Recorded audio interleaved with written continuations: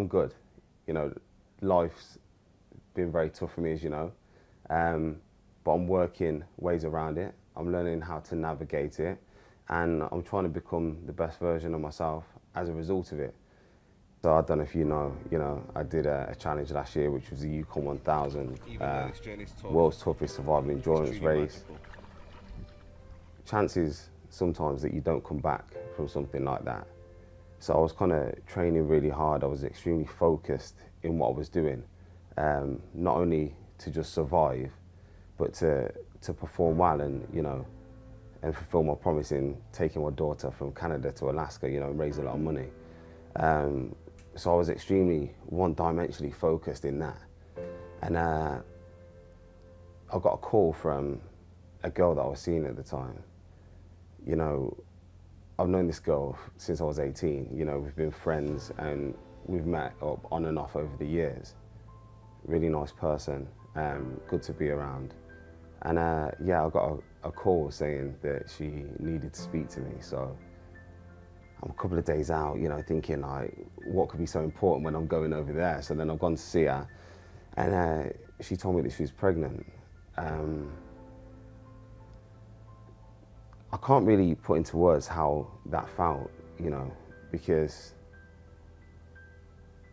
I love children, you know. I believe after having Azaylia that I was put on this earth to be a father. And then the thought of potentially having another child after losing one was very difficult to understand for me, you know. It's now time for me now to learn how to navigate being the best daddy to my daughter in heaven, while being the best father to my son here on earth. And yeah, so there's a lot of things going through my mind.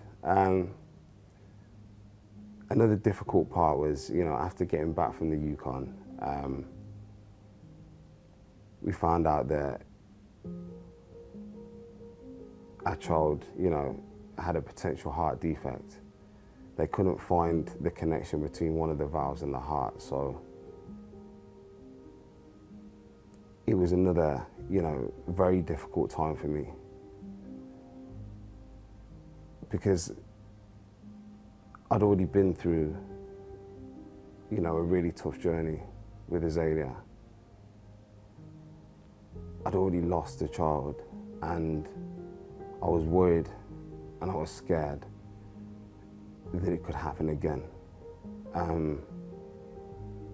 So for the weeks that passed, you know, there was a lot of worry, there was a lot of concern, until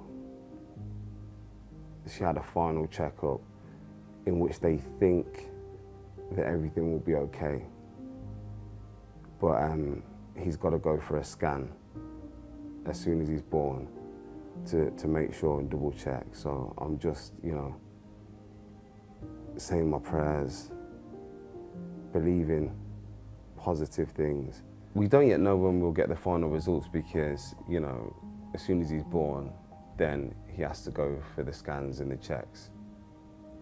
How soon after that, I'm not aware at the minute. I guess it's something that we'll find out, you know, as and when it happens. They believe that things will be okay, you know, which is, I can't say music to my ears because that's an understatement. I guess with these things, you never know. But I always stay positive. I always believe. I always have hope. And I have a feeling that, you know, he's going to be fine.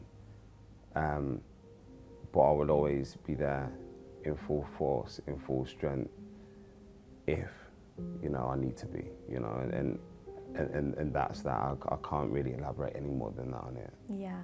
I really did want to find out the sex. You know, I wanted to find out the sex, you know, when it was Azaylia, but I think there was something a little bit more riding on it, sorry, this time, like you mentioned. In the back of my head, I didn't really know how I would be able to deal with it or cope with it if it was a little girl, you know. It could have been fine, but it could have been, you know, heartbreak all over again, and I wasn't sure. So when I found out, you know, I was having a little boy, not only did I think, Azaylia would love a little brother, but it was probably slightly easier news to hear straight away. The truth is that, if it was a little girl, she'd still be a blessing.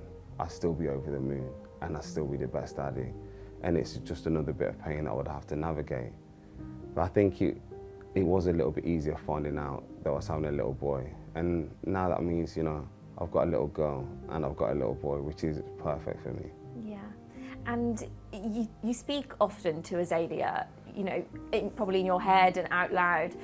Did you ever go to her resting place and explain it to her? Straight away.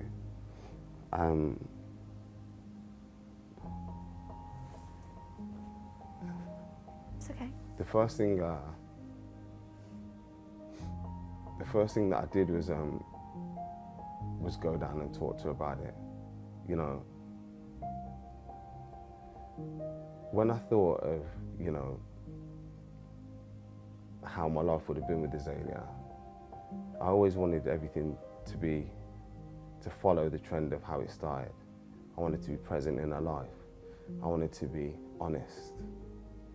I wanted her to be able to talk to me about anything, and I wanted to be able to talk to her about anything. I always wanted to be there by her side no matter what, and I wanted her to be able to trust in me. I wanted her to know that, I would always keep the promises that I made to her, And so it's no different now. When I found out, I went and spoke to Azaylia about it. And I believe that was a huge part that let me be able to feel positive about it after that. I feel like she was the main person that I needed to speak to. She was the main person I needed to get this thing off my chest to. And after going down to a resting place and speaking to her about it, I just had a feeling in my heart and in my soul that she was happy for me. And she was happy that she had a little brother. And it's just someone else for her to watch over now and protect, in this world. The funny thing is, I still have to do the things that I have to do in this world now, even with my son on the way. The reason being, I want to be a hero to my son for the hero that I've got up in the sky. I look up to her every single day that my eyes open, and I want my son to be able to look up to me the same. So, I know that this is going to be tough. I know that this is going to be difficult, but it's also going to be magnificently beautiful, just like my journey with my daughter, And I'm really, really excited, and I'm really, really happy, and I can't wait to see what this next part brings. Yeah, we spoke about co-parenting. I mean, look,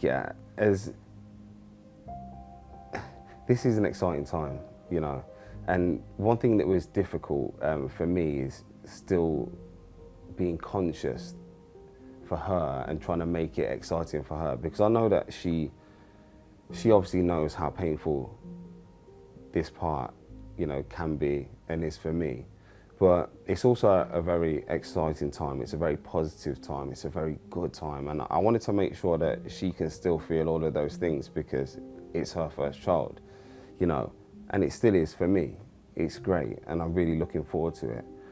I think the good thing is we've always been, open, honest, and fully transparent with each other. I think there's a lot of trust there. I think there is, a lot of respect there. And I think for her, she knows that I will be a good dad. And I think that's good for a mom to know. And obviously I believe that she's going to be a great mom. We are looking to co-parent. We aren't looking to live together, but that doesn't mean that, I wouldn't be there, or she wouldn't be at mine, or we wouldn't have days that we'll all be together. I think that, we're still going to work out how exactly we do it, because I think you have to do that. There's no point me, trying to talk that there's set ways that it's going to go ahead. But, you know, I would like to see my son as much as I possibly can, and I know my family would as well. You know, if anybody, you know, truly knows me, they'll know how much of a family man that I am. You know, I don't have good time people in my life now. I have lifelong people in my life now, and that's, you know, my family, and that's my core group of friends. And I want my son to know every single one of them. What was it like at the first scan? Were you at the scan with her, and did you get emotional in that moment? Yeah, it was, like I say, you know, even though we're not together, I want to be present, you know. I want her to feel, you know, that I'm not just talking words, I'm following up with actions. I think, you know, words are cheap, actions, you know, are what really makes a difference. So I wanted to be present, I wanted to be there. It was a nerve-wracking time, you know. I was walking into the unknown, not because I hadn't been into a scan before, but I'd not been into any environment like this. Or since I lost Azaylia, I didn't know how I was going to feel when I seen that on the screen.